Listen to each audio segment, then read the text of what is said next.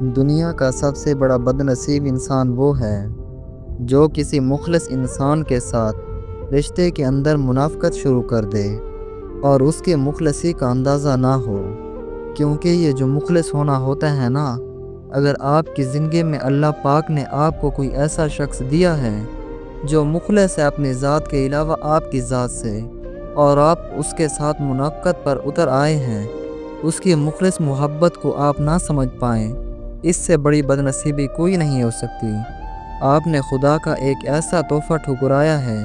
جو شاید آپ کو ساری زندگی سکون دے سکتا تھا،